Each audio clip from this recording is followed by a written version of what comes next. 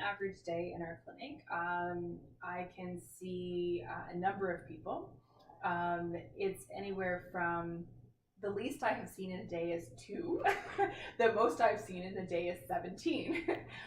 So it depends on the type of day, depends on squeeze-ins.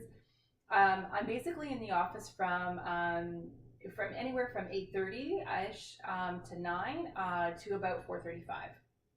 I have patients booked every half an hour during those office hours, with some extra admin time built into the day, as well as a lunch hour too.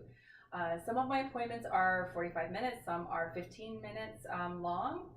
The longest would be an hour, and those would be for the 18-month healthy toddler visit, as well as a well woman and a well male exam would be an hour long. All other appointments are roughly half an hour. For small things like urinary tract infections, sore throats, earaches, might only be 15 minutes long. Or for cryotherapy, which is treatment of warts, it might only be 15 minutes long.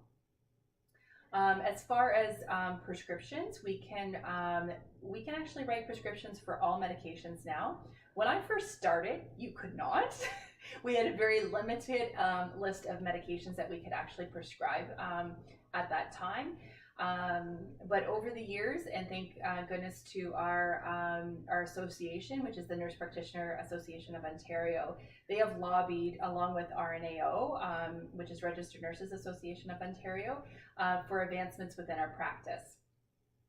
So I can gladly say now that we are able to prescribe all medications, including controlled substances, which is your narcotics and benzodiazepines. There is certain medications that you need a special license for.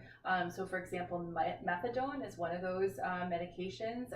So you can actually do some further education for that, and be able to prescribe methadone for that, for any needs of any patients that need that. It also includes being able to assess and be a second assessor for people with MAID, and being able to administer those medications to that individual as well. So I think you wanted to know what my personal viewpoint is on that. I will talk to patients about that. I have actually approached a couple patients that have been in the palliative states for whether they would be interested in doing MAID. I've had some patients approach me on that as well, and for me, I've taken a personal stance that ethically, I feel very uncomfortable providing that services for my patients. However, I would be able to provide them the method and the means of going to somebody for that. And I wouldn't stop them from doing it, but I would definitely be able to provide them or send them in the direction of somebody that would be willing to perform that on them, and to have them assessed appropriately and properly. So that's about the MAID. Medical marijuana, you might want to know about that. So that is new, of course, of this year, and is probably going to be legalized at some point, marijuana use. I'm having more and more patients coming in and asking about medical marijuana. I personally do not prescribe it, but I will definitely send them in the direction of a clinic down in London that I feel does a very thorough job of assessing a person to see if if it's an appropriate case to be prescribing the medical marijuana for. So I do have a clinic that I really rely on for that. Whether I prescribe it down the road or not, I'm not sure. I'm a little on the teeter-totter with that one right now, you could say. But we'll see what happens later. So the roles of the nurse practitioner can be very different from family health team to family health team. So I will speak to what we do here in Goderich. We have 4 nurse practitioners that work for the family health team in Goderich. Out of the 4 of us, we all have assigned patients. So what I mean by that is that we have, I'll talk about my practice. I have 550 patients within my practice that I solely take care of.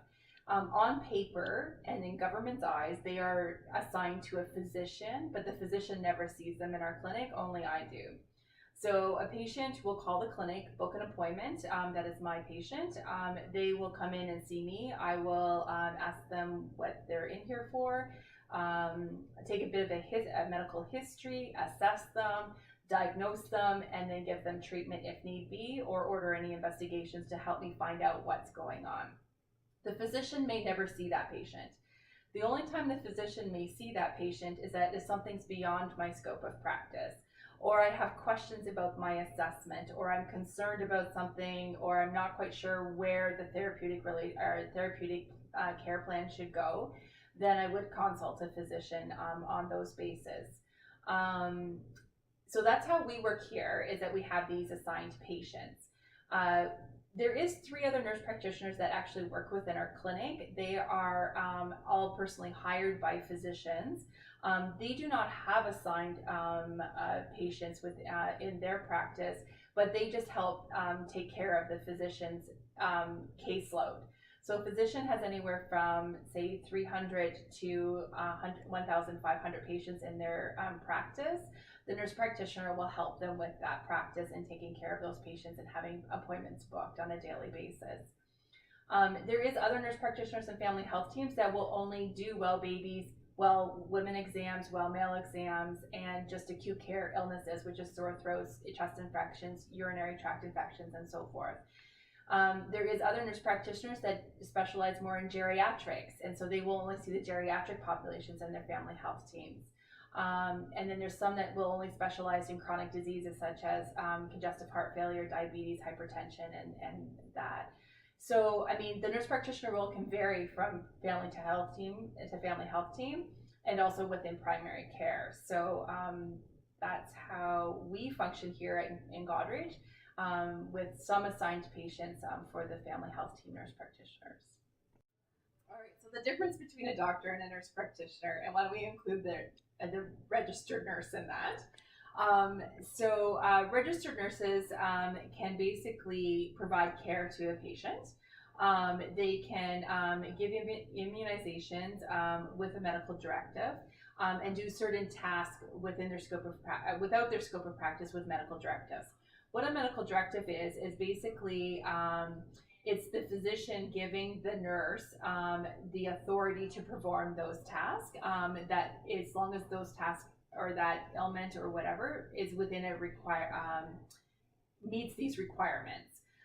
So for example, if somebody presented with a urinary tract infection, the nurse could work that patient up, ask all the history, test the urine for whether they have an infection, and then treat that patient based on the medical directives and the recommendations that were made by the physician through that piece of document. And then the patient could go without seeing the physician. Nurses can do certain tasks that are within their scope of practice. As nurse practitioners, we are kind of one step above that, in the fact that we can actually see all diseases and all ailments, and not just certain ones. Our scope is advancing more and more as time goes on. So we can actually prescribe all medications, like I said earlier. We can also order investigations at all blood work we can order. As far as imaging goes, there's only certain imagings that we can do. So we can order all ultrasounds and all x-rays, but we cannot order MRIs or CAT scans or PET scans, which is nuclear medicine test. Only physicians can order that. So as far as what's the difference between a nurse practitioner and a physician, we both see patients, we both diagnose, we both treat, we both order investigations, except for physicians are able to still order those tests that the nurse practitioner cannot. So they can still order, or they can order MRI, CTs, PET scans, and things for diagnostic imaging that nurse practitioners cannot. And that's mainly the difference between the 3 roles that I would see. I'm sure I'm missing a ton of things.